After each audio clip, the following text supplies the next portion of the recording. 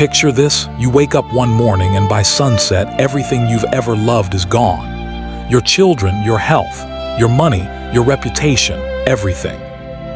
You're lying in the dirt, your body covered in painful sores, and all you can do is look up at the sky and whisper, "God, I still trust you."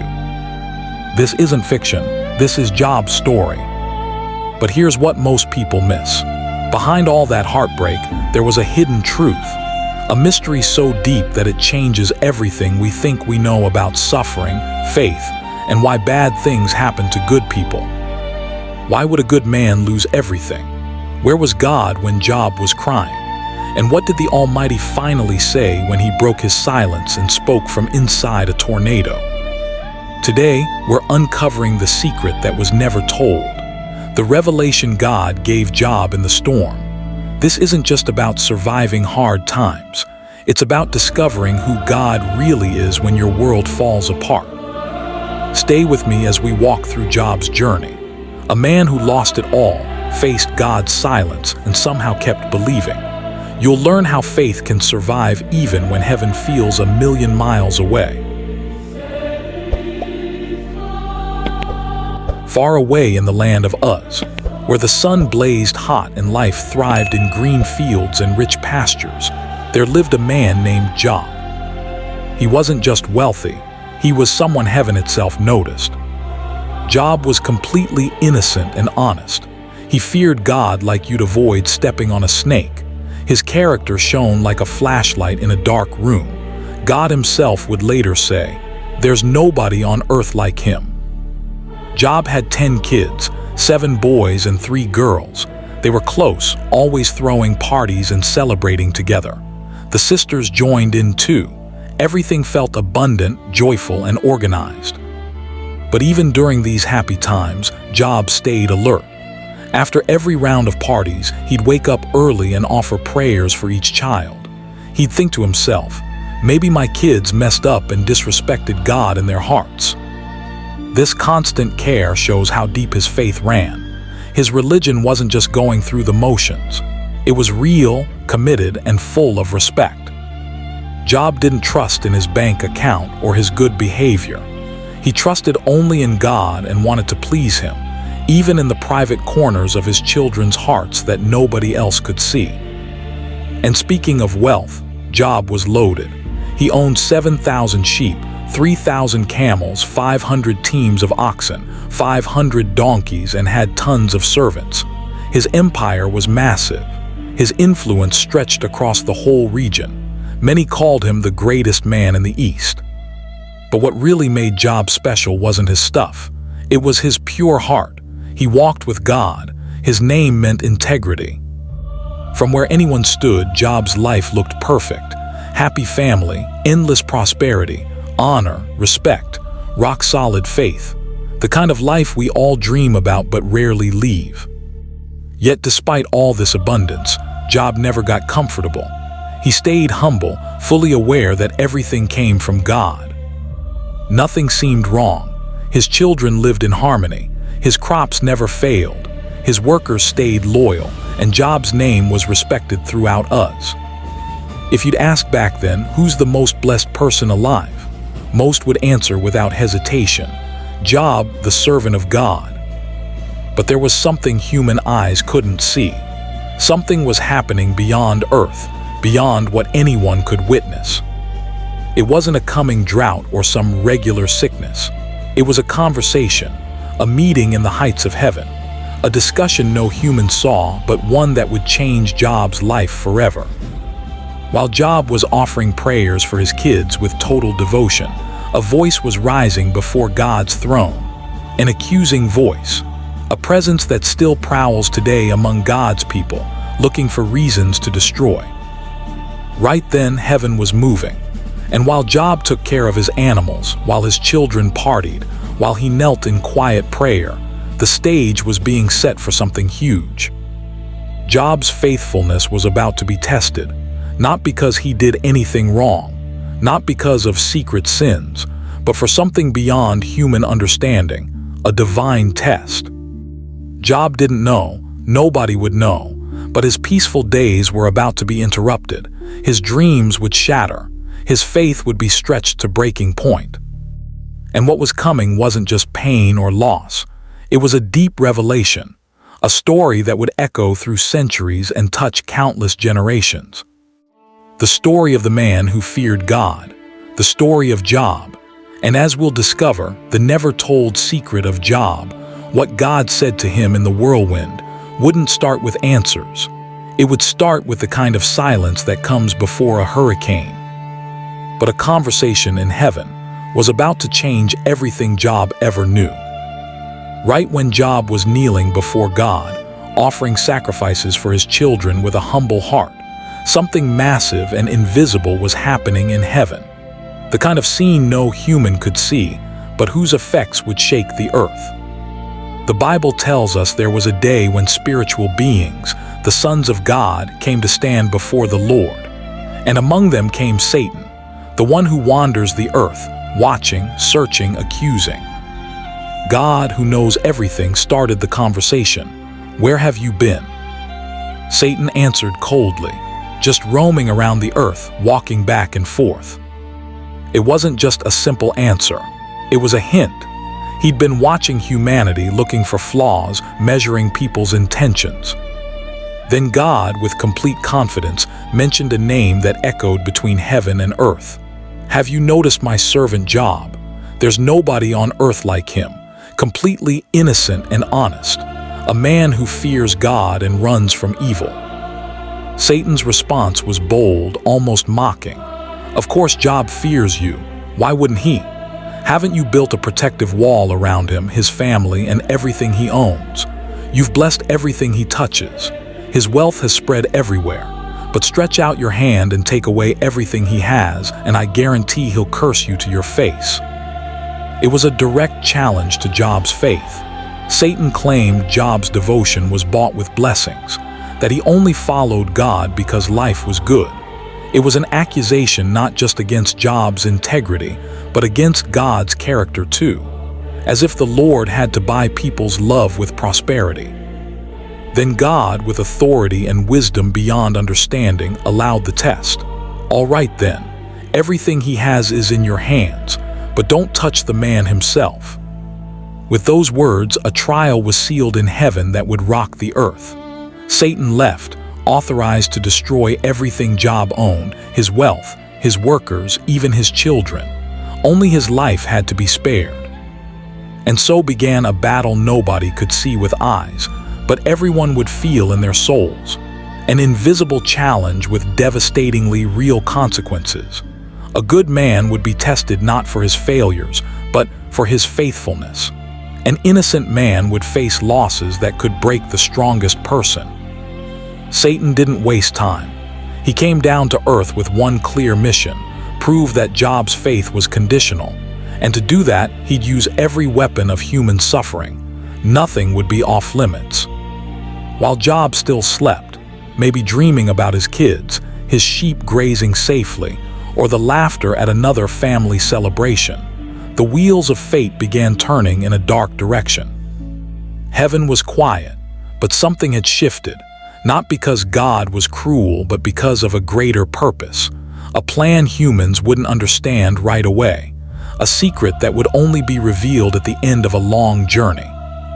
The never-told secret of Job, what God said to him in the whirlwind, began there in the echoes of a heavenly agreement. God trusted Job, and now that trust would be tested like gold purified by fire. And Job, he knew nothing.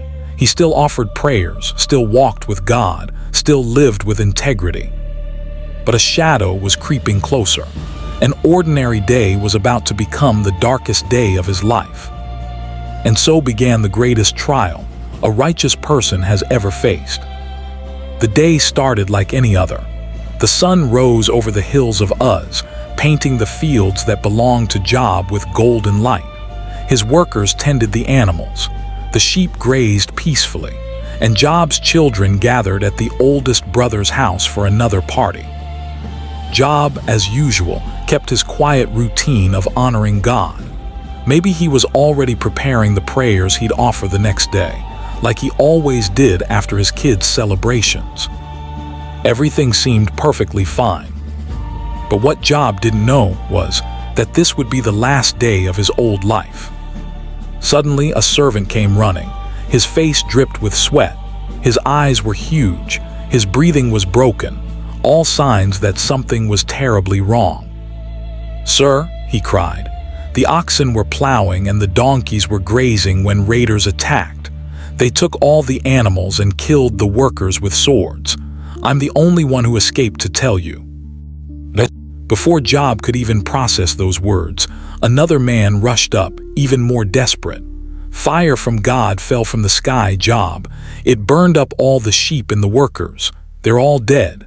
I alone escaped to tell you." Job's face filled with confusion and pain, but he had no time to react. A third messenger appeared, trembling, his eyes full of terror.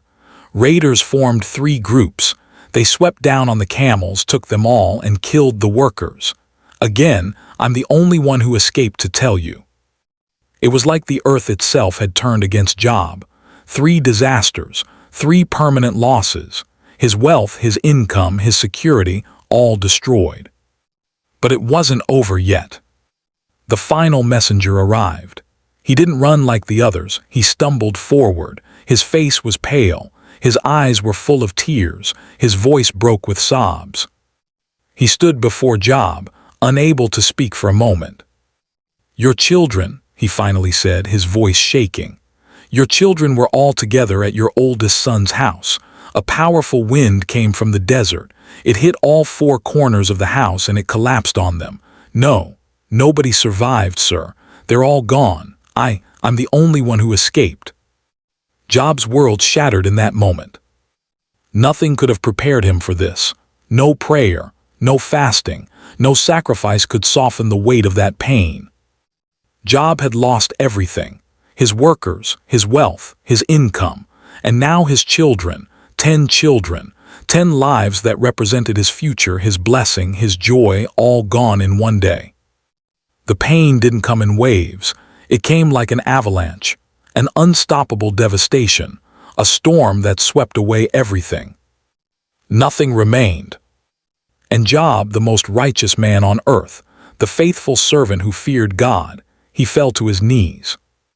He tore his clothes, a powerful symbol of grief. He put ashes on his head, diving into the deepest expression of mourning and brokenness. But what he did next would shock both heaven and earth. Job worshipped. Yes, in the middle of destruction, he bowed down and worshipped. "Naked I came from my mother's womb, and naked I'll leave. The Lord gave, and the Lord has taken away. Blessed be the name of the Lord." Job didn't curse. He didn't complain. He didn't accuse God of being unfair. His wealth was gone. His workers were gone.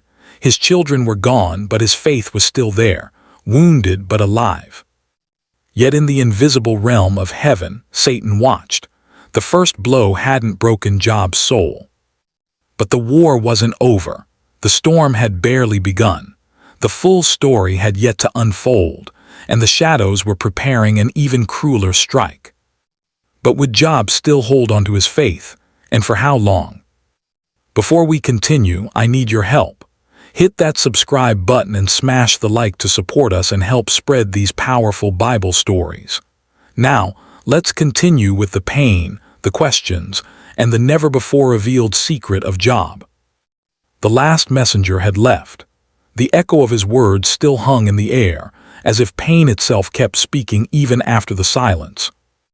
It was a heavy silence, thick as concrete, an emptiness that filled every corner around Job. No voices, no cries, no sounds of workers, no bleating sheep or mooing oxen, only the wind brushing against the house walls, a house now empty of laughter and full of ghosts. Job remained frozen, his gaze fixed on the ground, as if the earth might offer some kind of answer. But there was no answer, only dust, ashes, and absence. The absence of his children, the absence of his workers, the absence of the abundance that had once marked every part of his life.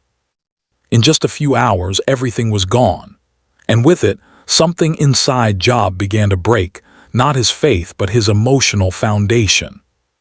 He stood slowly, as if carrying the weight of the world on his back.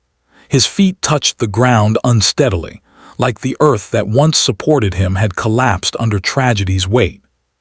With slow, trembling hands, he grabbed his clothes and ripped them from top to bottom, a sacred sign of mourning, an ancient way to express what the heart could no longer scream. Then he knelt down. He picked up a handful of ashes from the ground and scattered them over his head. Ashes, the symbol of the end, of what's been burned, of what human hands can't restore. The greatest man of the East was now just a shadow hunched on the ground, covered in dirt. But it was there on that cold, dirty ground, surrounded by dried tears and burning memories, that Job did something nobody expected. He bowed, not in despair but in worship. Yes, worship. Job fell to the ground and worshipped God. With a voice choked by pain yet full of respect, he spoke words that would echo through centuries, marking the soul of everyone who's ever suffered.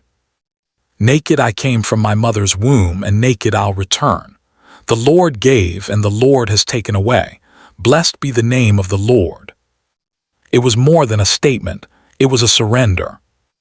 Job didn't say it like someone resigned to fate, but like someone who knew that God remained God even when everything was taken. His faith didn't depend on having blessings, it depended on having God. This is the kind of faith that shocks hell and moves heaven, faith that doesn't demand explanations, faith that can still praise when everything else is silent.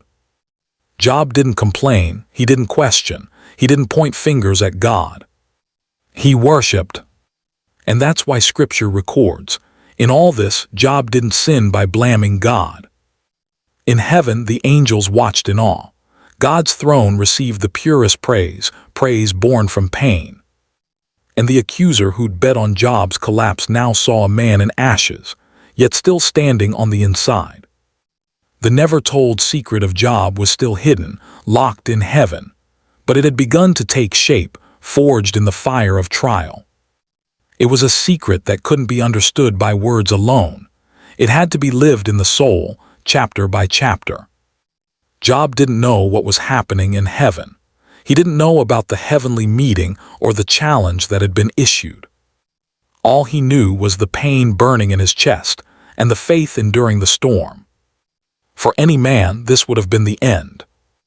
But for Job, it was only the beginning. Because although the enemy had failed to break Job's faith through loss, he wouldn't back down. He was determined to go further. If wealth and children weren't enough to bend this righteous man, he would now attack Job's very body. There would be another meeting, another permission, another wound. But Job's suffering was only just beginning. While Job was still lying on the ground, covered in ashes and broken by the losses that had shaken his life, a new scene unfolded in heaven. For the second time, spiritual beings presented themselves before the Lord, and once again, among them was Satan. God, who knows everything, needed no report, yet he asked, "Where have you been?" Satan replied with the same coldness as before, "Just roaming around the earth, walking back and forth." Then the Lord once again spoke Job's name with pride. "Have you noticed my servant Job? There's nobody on earth like him, completely innocent and honest, a man who fears God and runs from evil, and he still holds on to his integrity, even though you pushed me to ruin him without reason." Satan's response dripped with contempt. Skin for skin. A person will give up everything to save their own life. But stretch out your hand and strike his flesh and bones, and I guarantee he'll curse you to your face. It was a new challenge. The enemy admitted that Job had walked through the fire of loss and remained faithful, but he believed that if Job's body suffered, if he was consumed by physical pain, he'd finally curse God. And once again, God allowed it. "All right, he's in your hands, but you must let him live." With that permission, Satan came down to earth in fury, and without delay, Job's body became a battlefield of torture. Painful sores broke out all over his skin. Open ulcers covered him from head to toe. The itching was unbearable. The wounds got infected. The stench of diseased flesh spread around him. Job, the most respected man in the East, was now a horrifying sight. Too weak to walk, he left his house and sat in the ashes and ruins of everything he had left. He picked up a piece of broken pottery and used it to scrape his wounds, trying to find even a sliver of relief from the consuming pain. The scene was devastating, a destroyed body, an already shattered heart, a mind trying to make sense of it all. And in that moment, perhaps the most vulnerable of his life, he heard the voice of the last person he expected, his wife. She approached and, seeing Job's miserable condition, couldn't contain her anger. What she saw wasn't just a suffering man. It was the collapse of everything she believed in. "Are you still holding on to your integrity? Just curse God and die." Harsh words sharp as knives. She didn't speak only in anger. It was the cry of someone who couldn't bear watching the person she loved in agony. Maybe it was despair itself speaking through her. But the blow was cruel. In his greatest moment of need, Job heard not comfort but a death sentence: give up. But even there, surrounded by pain, mockery, and loneliness, Job stayed strong. "You're talking like a foolish woman. Should we accept only good from God and not trouble?" Job didn't curse, he didn't rebel, he didn't abandon his faith. He knew his integrity didn't depend on blessings, and though his body was in ruins, his soul was still anchored in God. Heaven's eyes were still on him. The never-told secret of Job had yet to be spoken, but every step of his journey brought him closer to God's answer. Job was alive, wounded but alive, and more than that, faithful. But now suffering would take another form, an invisible one, deep and silent. If his body had already been struck, something even harder to bear was coming: loneliness and judgment. 3 friends were approaching, not with healing but with accusations. His body was wounded, but now the blow would strike his soul.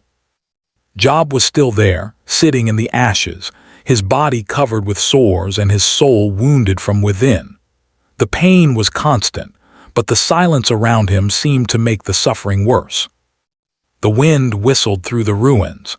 The stench of open wounds mixed with the dust of despair. It was hard to recognize in that man, the one who'd once been the greatest of the East. News of the disaster had spread, and when it reached his closest friends, Eliphaz, Bildad, and Zophar, they decided to visit Job. Each came from a different place with one clear purpose: to comfort and encourage their friend in his suffering. But nothing prepared them for what they saw. From far away, as they neared the land of Uz, they spotted a bent figure covered in dust and darkness. For a moment, they doubted it was him. The image was so disfigured, so different from the man they once knew, that they struggled to believe it was really Job. When they finally recognized him, they couldn't contain their emotion. They cried out loudly, tore their clothes in grief, and threw dust on their heads. The pain wasn't Job's alone, it was theirs too. Facing such misery, words felt useless, so they did the only thing they could. They sat beside him on the ground and stayed there for 7 days and 7 nights without saying a single word. It was a heavy silence full of respect but also fear. They saw greatness fallen, a life undone, a righteous man destroyed, and they couldn't understand it. No explanation made sense. No argument seemed good enough. Before the pain radiating from Job, even comfort felt fragile. During those days, Job didn't move. He scratched his wounds, sometimes gasped in pain. His eyes stared at nothing, as if his mind drifted between memories and unanswered questions. Maybe he remembered his children laughing, his wife beside him, the peace that once filled his home. All of that now felt distant, like a dream that fades when you wake up. The friend's silence wasn't out of disrespect. It was the silence of people touched by someone else's agony, but it was also the silence of people beginning to think, and as we'll see, think too much. They watched Job, judged with their eyes, interpreted with human, limited hearts, and gradually their minds began forming theories about what could have caused such a righteous man to fall so low. For now they said nothing, but they thought a lot. Job, in turn, felt every glance. Even without words, he could sense the weight of their presence. He knew they were friends, but he also knew silent judgment was beginning to take shape. It was like his pain was now being observed, analyzed, dissected. In those 7 days, the deepest wound Job carried was no longer on his body. It was in his spirit. Heaven stayed silent, his friends stayed mute, God seemed invisible, and Job's soul felt empty. There were no answers, no comfort, only questions, so many questions. Why, God? What did I do? Why such suffering without cause? The physical pain was terrible, but the silence was more cruel. It echoed inside Job like an endless pit. 7 days staring into nothingness, trying to understand the unexplainable, waiting for an answer that never came. Until finally something changed. On the 8th day, Job broke the silence. And what came from his mouth wasn't a greeting or a soft cry. It was an outburst of anguish, a release of long-held pain. He didn't curse God, he would never do that. But he did curse the day he was born. And now the words began to flow, words from a wounded heart, from a man who still trusted but could no longer contain the agony. The silence had been broken, and not with light words, but with a deep cry rising from Job's wounded soul. After 7 days without saying a single sentence, he opened his mouth, not to defend himself, not to seek comfort, but to release the weight of pain overflowing inside. Job's words didn't accuse God. They weren't blasphemous, but they revealed the agony of someone who no longer saw purpose in his own existence. Let the day I was born be erased. Let the night disappear when someone said, "A boy is conceived." It was a cry for erasure. Job didn't just wish to die. He wished he'd never existed. He wanted his birthday wiped from the calendar, that the night his life began had never happened. This wasn't the voice of someone rebelling against God. It was someone in deep despair, overwhelmed by the hugeness of his suffering. Job couldn't understand. How could a man who'd always pursued justice, who feared God in everything, be thrown into such disaster? He continued, "Why didn't I die at birth? Why didn't I die as I came from the womb?" It was an honest confession. He wasn't cursing the Creator. He was cursing his own beginning. Each word was like a breath of pain, finally given voice. Job no longer wanted to continue. He saw no reason. To him, life had lost all meaning.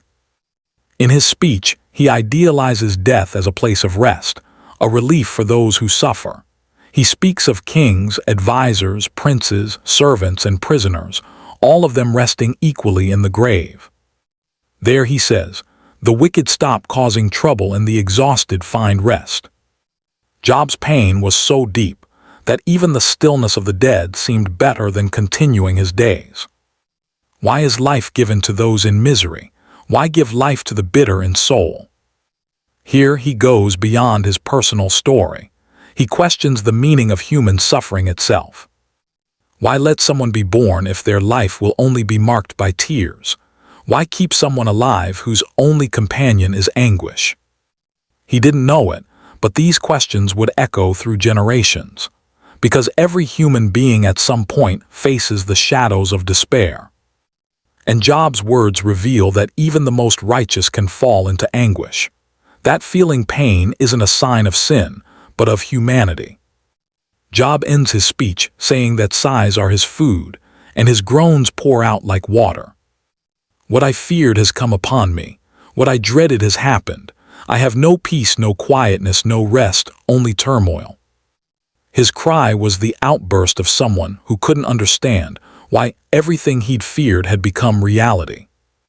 And though he didn't know it, this moment was necessary, because before God could speak, Job needed to empty his soul. And in that emptiness, the truest parts of him began to emerge. Every word Job spoke made more room for that divine revelation to come. All appearances had to fall away. Only essence could remain. And it was at that moment, after the cry of the soul, that his friends finally stood up. For 7 days they'd kept silent, but now, feeling ready, or maybe thinking themselves wise, they began to speak. And what was meant to be comfort became confrontation.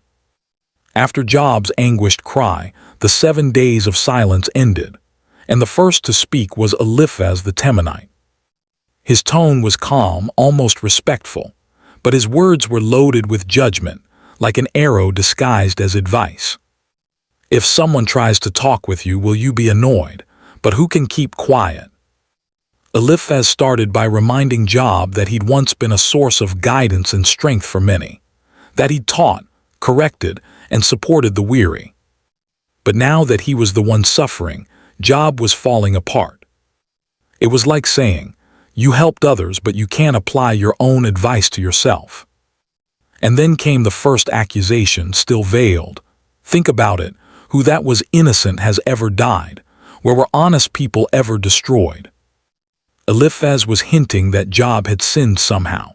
After all, according to his logic, nobody suffers without a reason.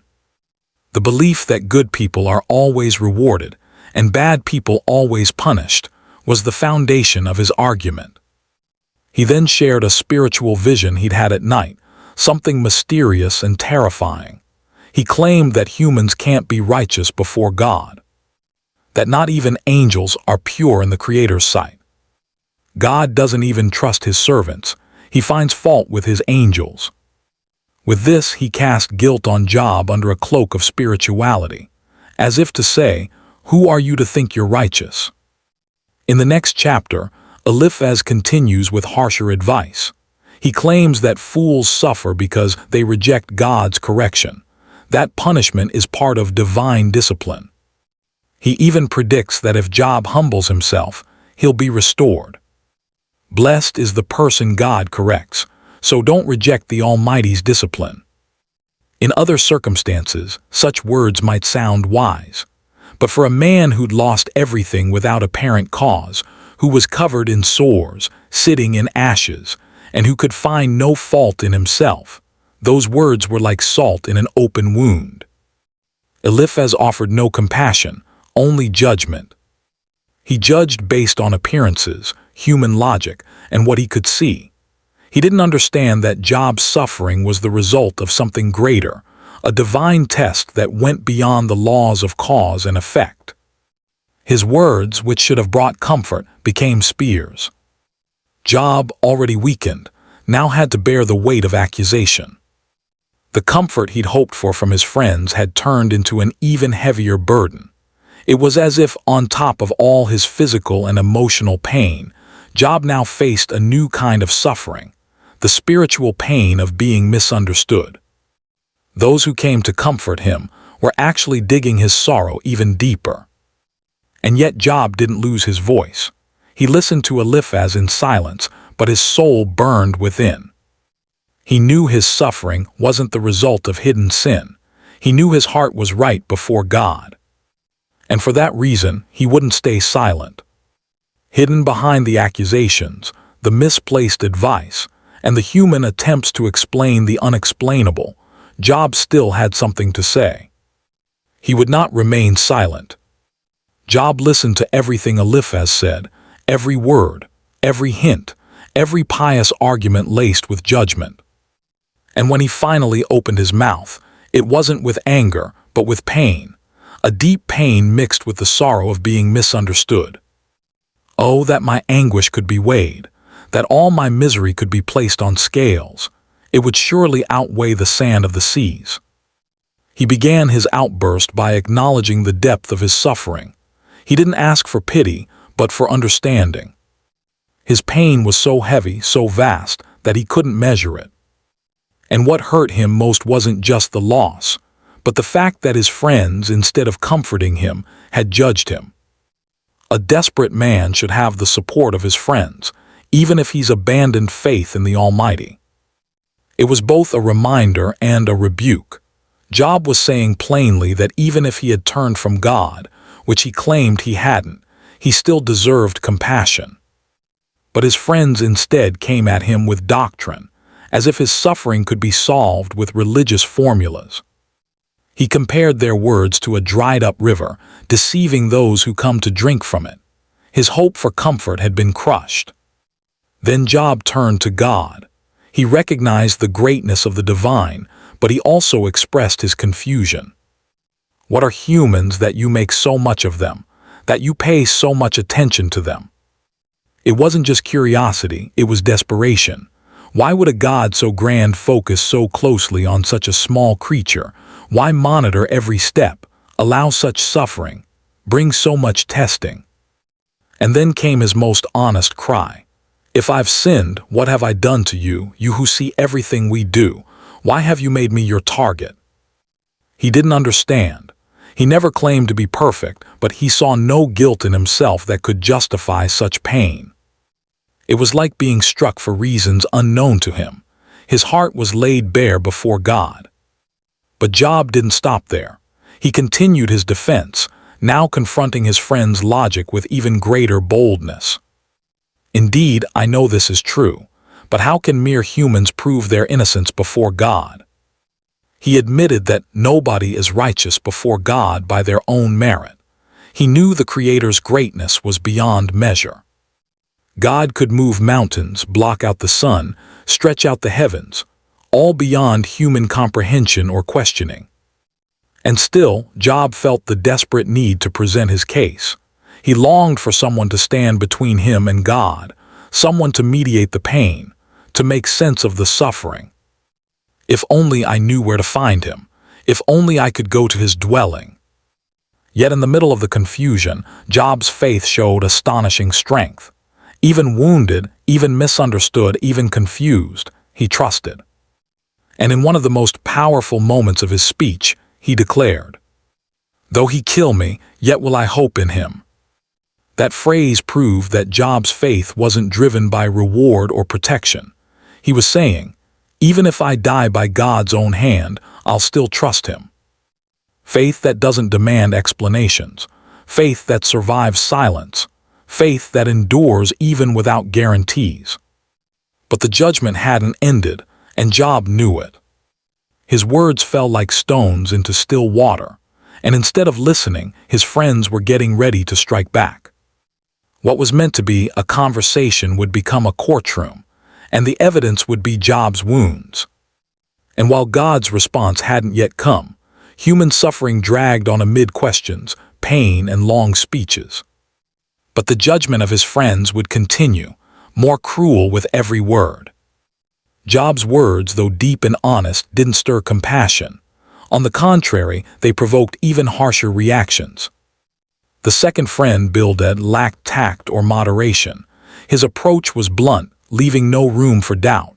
If Job was suffering this much, it was because he'd sinned, and probably his children had too. "How long will you say such things? Your words are just hot air."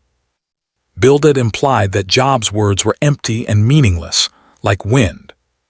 To him, God doesn't twist justice. If Job's children had died, it was because they'd sinned. And if Job was now facing misery, the only solution was to seek God sincerely, which, in Bildad's mind, meant repenting of hidden sins. If you're pure and honest, even now he'll wake up on your behalf and restore you to prosperity. Bildad's argument was based on simple theology. God rewards the good and punishes the bad. Therefore, if Job was suffering, it must be his fault, and if he didn't admit it, it was out of pride. Job listened and responded with sorrow in his soul. He cried out again. He didn't deny God's justice, but he saw no guilt in himself worthy of such suffering. And so once again, he lifted his voice to heaven, not to complain but to plead.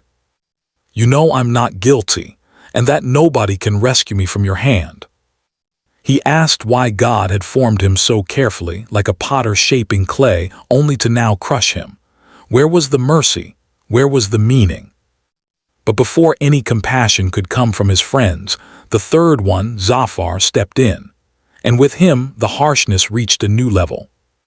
Zophar was the most aggressive. He said Job talked too much, that his words were empty, and that if God truly treated everyone with exact justice, Job would be getting less than he deserved. Oh, how I wish God would speak, that he'd open his lips against you. Know this, God has even forgotten some of your sin. It was cruel. Zophar not only assumed Job was guilty, but claimed he deserved even greater punishment. And then, like the others, he offered false hope. If Job repented, his life would be restored. But Job had nothing to repent of. He knew his integrity before God. The speeches continued. Eliphaz returned, then Bildad again, and even Zophar repeated his judgments. It became a cycle, an informal courtroom where the three friends took turns condemning the innocent. They quoted old sayings, personal experiences, popular wisdom. They spoke of the fate of the wicked, the success of the righteous, of how God humbles the proud and lifts up the humble. And always they hinted, Job, you did something, confess it. Their logic was relentless. Suffering is proof of sin. But they were wrong. Their logic didn't reach heaven. Because this test wasn't punishment, it was purpose. And this story wasn't about guilt, it was about trust. Job, increasingly broken inside, began to distance himself from human arguments. He realized he'd find neither justice nor compassion in their words. And so he began to cry out for something greater. For I know that my Redeemer lives, and that in the end he'll stand upon the earth. It was the voice of faith that refused to die in the middle of merciless accusation. Job lifted his voice with conviction. He believed that someone, the Redeemer, would rise on his behalf, someone beyond his friend's logic, beyond religion without compassion, beyond human judgment. It was as if Job was saying, "You don't understand me, but God does, and he will answer." By now, Job no longer expected answers from humans. He longed for something that would come from above, something that would break heaven's silence. Job, now exhausted, began to cry out for something beyond human logic. Job was tired, not just his body, his wounds, or the painful memory of his lost children.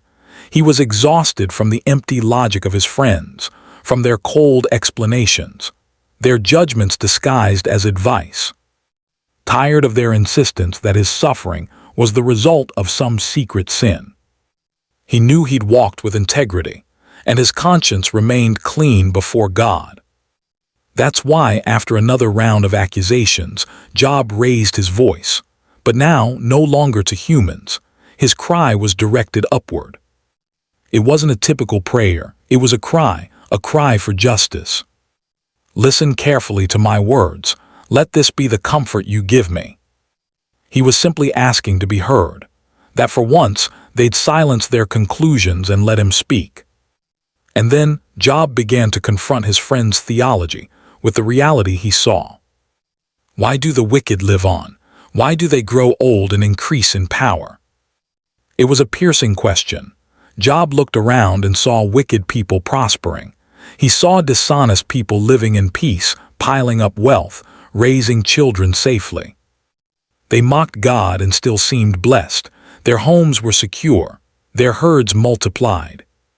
So where was the immediate justice his friend so confidently preached? They say to God, "Leave us alone. We don't want to know your ways." Even while rejecting the Lord, these people thrived. Job couldn't understand. His life of reverence, of sacrifices, of integrity had been crushed.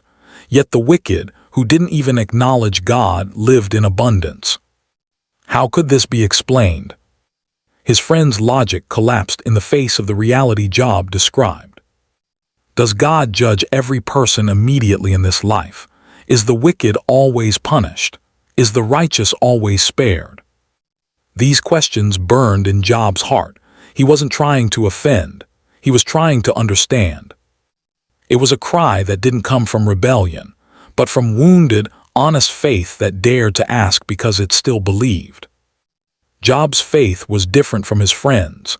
He wasn't trying to defend God with neat phrases. He wanted to find God. He wanted to speak with him, to look into his eyes if possible and say, "Here I am, answer me, tell me why." Oh, that I knew where I might find him, that I might come to his dwelling. That line is one of the highest expressions of human honesty before God. Job longed for an encounter. He wanted to present his case before the Lord like someone standing in court, not to challenge authority, but to seek clarity. I would state my case before him and fill my mouth with arguments. I'd find out what he'd answer me and consider what he'd say. He didn't want to fight. He wanted to understand. The silence of God was what troubled him most. It wasn't just the suffering that hurt. It was the absence of an answer. But if I go to the east, he's not there. If I go to the west, I don't find him. When he works in the north, I don't see him. When he turns to the south, I catch no glimpse of him. It was as if God were everywhere and yet nowhere. Job searched for him but couldn't find him. And yet, even in the whirlwind of pain and confusion, he declared, "But he knows the way I take. When he's tested me, I'll come out as gold." There it was again, faith that refused to die. Job didn't understand, but he trusted. He knew he was being tested, and he still believed something good would come from it, that his pain had purpose, even if it remained a mystery. He continued, speaking of how wicked people oppress the needy, exploit the weak, hide in darkness. Job saw human injustice and what seemed like divine delay, and that anguished him even more. Why doesn't the Almighty set times for judgment? Why must those who know him look in vain for such days? Why don't those who walk with God receive clear signs of his justice? Why the silence? Why the waiting? Job still hadn't heard the voice he longed for. His friends kept accusing, and heaven had yet to speak. But the heavens remained silent. God's silence still hung over the story. Job had poured out everything in his heart. His friends had confronted him with harsh words, taking turns in speeches that, though filled with wisdom, only pushed him deeper. And then the debate stopped. Eliphaz, Bildad, and Zophar fell silent. They'd run out of arguments. They couldn't convince Job, and they didn't know how else to accuse him. Job, in turn, no longer listened to them with the same interest. He was exhausted. And it was in that silence, between pain and weariness, that a new voice rose. His name was Elihu. Until then, he'd stayed quiet. He introduced himself as a young man, younger than the others, and had waited his turn out of respect for the elders. But now, stirred by a holy restlessness, he could no longer stay silent. "I'm young in years and you're old. That's why I was afraid, not daring to tell you what I know." Elihu spoke with humility, but also with conviction. He said that it's the spirit God places in a person that gives wisdom, not age alone. True understanding comes from the breath of the Almighty. He didn't address Job first, but the three friends, and he rebuked them. He said that despite all their many words, they'd failed to answer Job. Worse, they'd condemned him without proof. "There's nobody among you who's refuted Job, yet you condemn him with your words." Then he turned to Job, and with a tone of correction, but not offense, he began to shed light on something the others hadn't considered. That suffering may serve purposes beyond punishment. Why do you complain to him that he doesn't respond to anyone's words? Elihu suggested that God does indeed speak to humans, through dreams, visions, even physical pain, but not always in the way we expect. Sometimes suffering is discipline, redirection, or preservation of the soul. For God does speak, now one way, now another, though nobody perceives it. He didn't claim Job had committed great sin like the others had, but he warned, God is just. If he allows pain, it's not without purpose. It may be to prevent something worse, to teach, to reveal something deeper. Suffering then was no longer punishment, it was a process. Elihu exalted God's greatness. He declared that God is perfect in knowledge, just in all his ways, and that nobody can judge him. But he also reminded them that God doesn't despise humans. He desires good even when he corrects. God is mighty, but he despises nobody. He's mighty and firm in his purpose.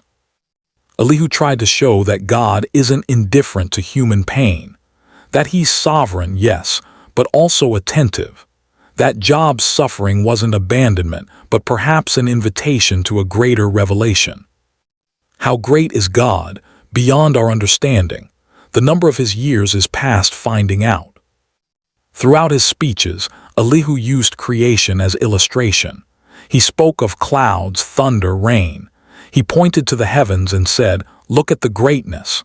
Look at the mysteries. Look at how humans don't understand, yet live beneath these wonders every day."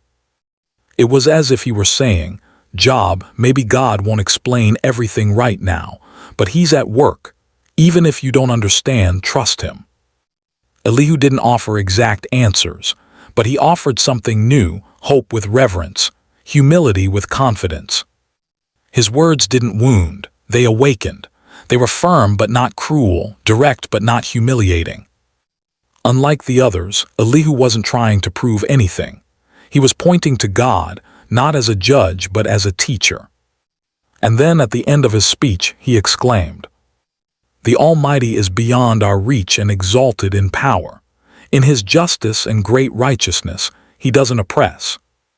He ended with reverence, placing God in his rightful place, as absolute, as sovereign, but also inviting Job to recognize him as the one beyond human understanding. The air felt heavy. Elihu's words lingered like the prelude to something great.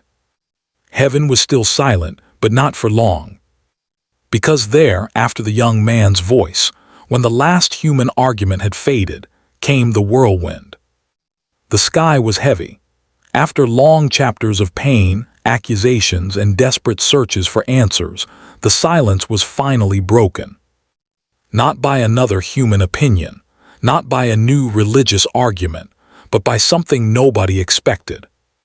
A storm, a whirlwind began to form on the horizon. It was no ordinary gust of wind. There was power, there was glory, there was awe in that movement of the heavens. Nature seemed to wake up before the invisible presence of the Creator. Lightning split the sky, the wind howled among the rocks, and the ground trembled beneath people's feet. And then God spoke. Then the Lord answered Job out of the whirlwind. The words of the Most High came from the heart of the storm. It was as if the universe itself bowed to the voice of its Creator. There was no longer room for theory, speculation, or debate. Now God himself took center stage. But what he said was unexpected. He didn't begin with comfort or explanations. He didn't justify Job's suffering or reveal the behind-the-scenes of the heavenly challenge. Instead, God asked a question. "Who is this that obscures my plans with words without knowledge?" It wasn't an angry rebuke, but a firm correction. God wasn't saying Job had sinned. He was saying Job's perspective was limited. He spoke with the voice of one who sees the whole, while humans see only fragments. "Brace yourself like a man. I'll question you and you'll answer me." From that moment, a series of questions fell upon Job like a torrential downpour of wisdom. But they weren't questions seeking answers. They were questions meant to reveal divine greatness and human smallness. "Where were you when I laid the earth's foundation? Tell me if you understand." Each word came with the weight of creation. God asked about the dimensions of the earth, the foundations of the world, the boundaries of the sea. He spoke of the dawn, the depths of the ocean, the place where light is separated from darkness. "Have you journeyed to the springs of the sea, or walked in the depths of the deep?" It was as if the Creator were pulling back the veil of existence, inviting Job, and all of us, to look not at life's pain, but at the majesty that holds everything together. God spoke of the storehouses of snow, the constellations, the laws of the heavens. Name by name, image by image, he exalted his own work, not out of pride but to awaken reverence. He spoke of rain that falls in the desert where no human lives, of the raven that cries for food, of the mountain goat giving birth, of the wild ox that refuses to be tamed, of the ostrich that forgets her eggs on the ground, of the horse that charges into battle, of the hawk that soars high in the sky. Every detail of the universe was recalled, and each one carried a message. Do you know these things, Job? Do you understand how it all works? It wasn't humiliation, it was revelation.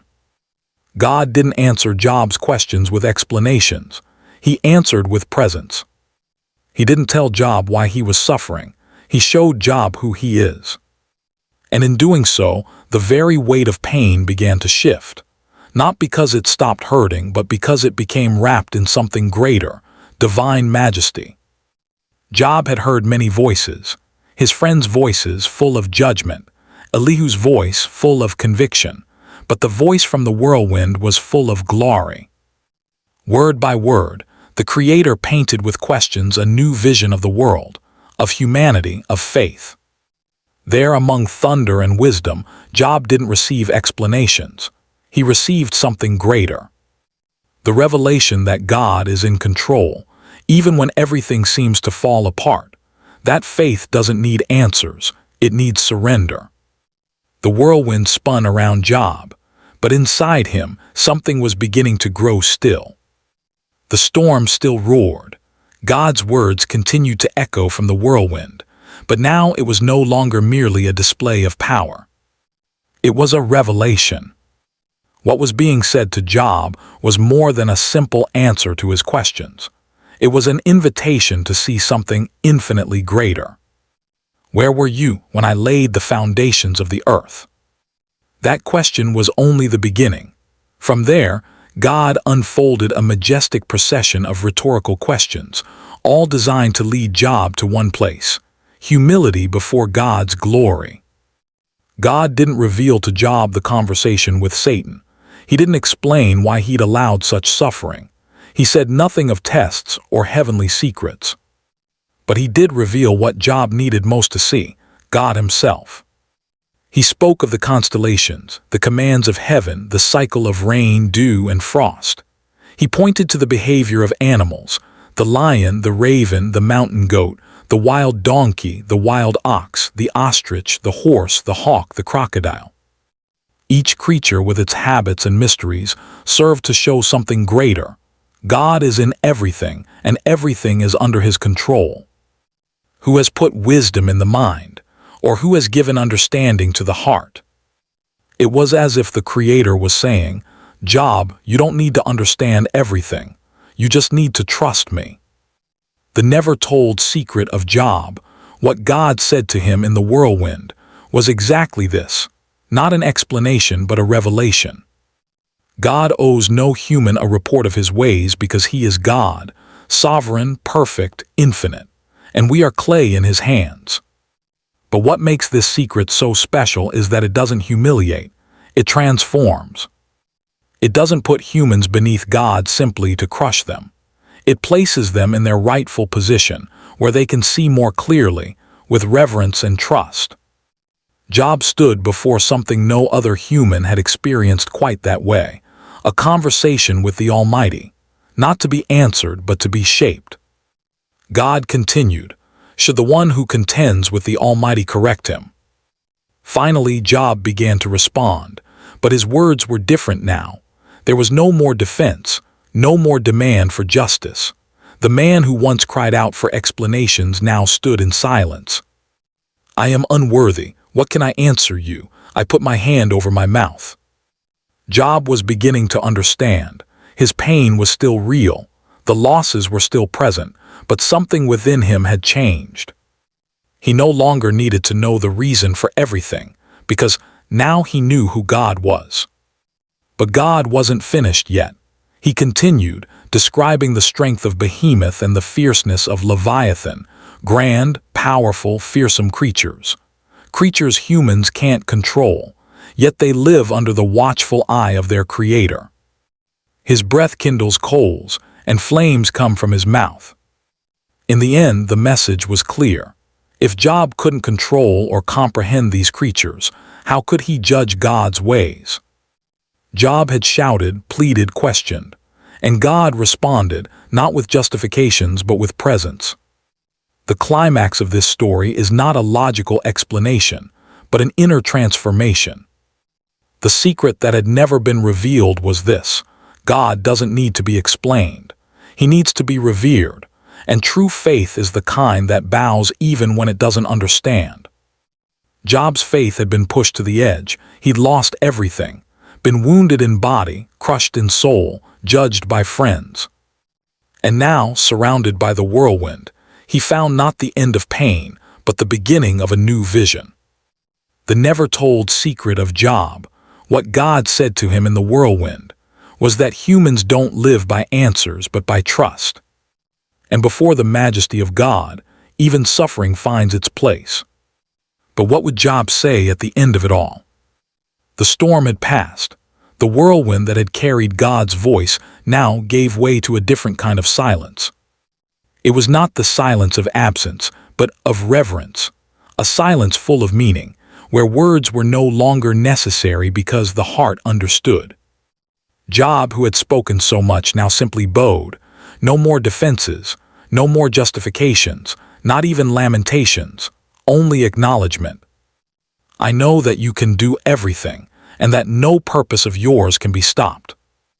Job's first words after hearing the Creator are a powerful testimony. He no longer spoke as a wounded man, but as one restored from within. His pain hadn't disappeared. It was still there, but now it lived in a heart shaped by something greater than human logic, the presence of God.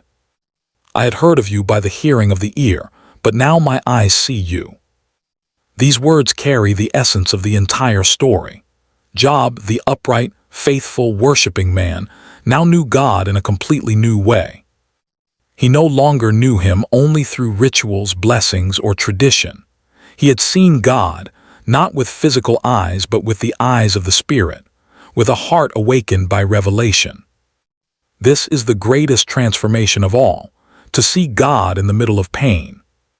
Job acknowledged his limitations. He admitted he spoke of what he didn't understand, questioned without knowledge, and now he repented. Not repentance for moral sin, but for trying to measure God with a human ruler. Therefore, I despise myself and repent in dust and ashes. There, in the same dust and ashes where he once sat in mourning and pain, he now repented, not for weeping, but for demanding to understand what is mystery. And it is at this moment of deep surrender and humility that restoration began. God then turned to Job's friends.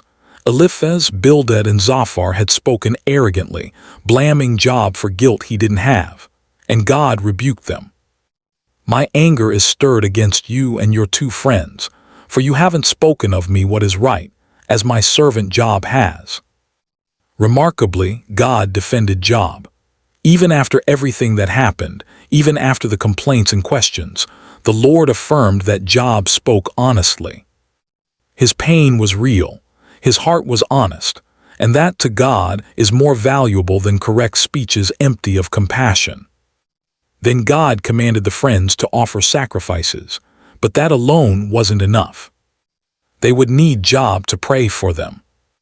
Yes, Job, the one who was unjustly accused, now becomes the intercessor for those who wounded him with their words.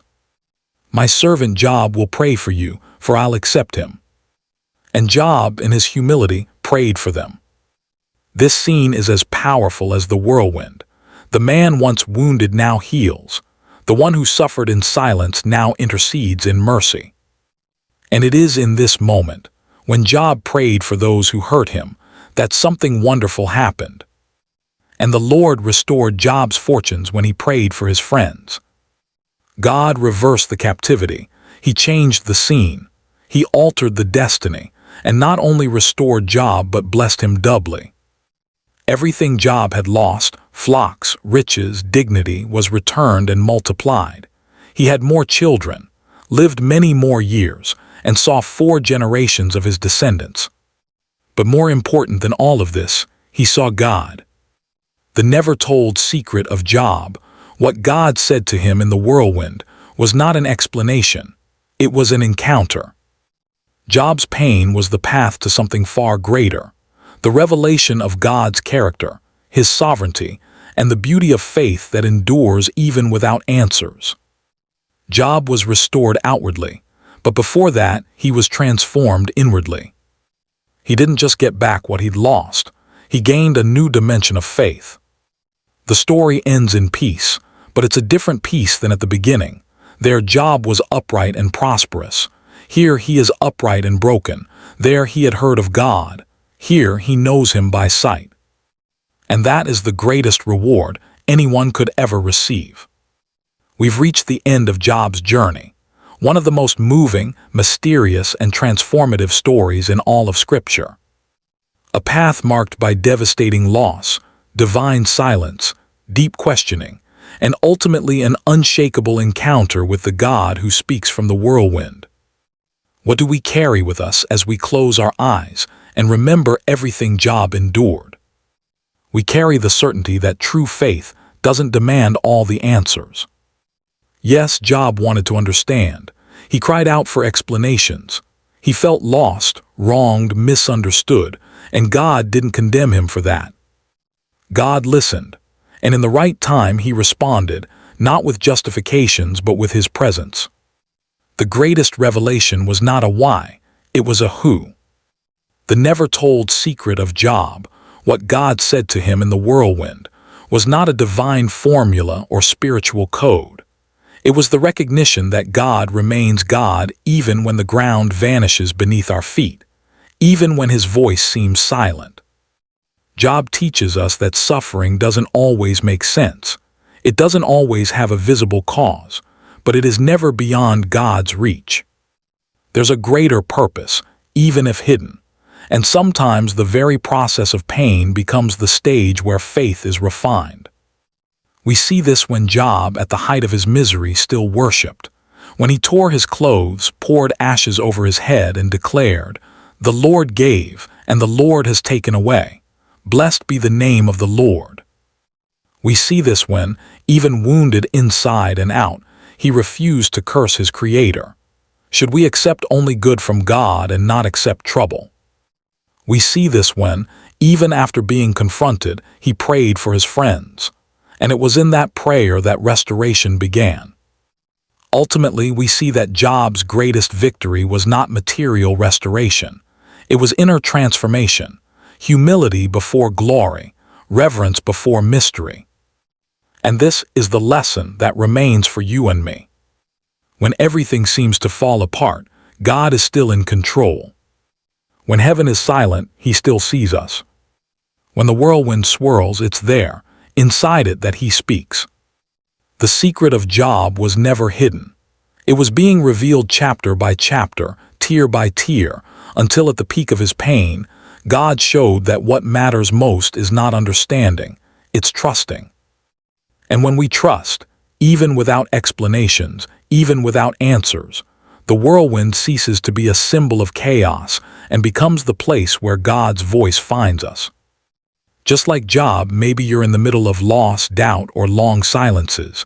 But remember, God still speaks. God still reigns. God still restores. And even in the whirlwind, He is present.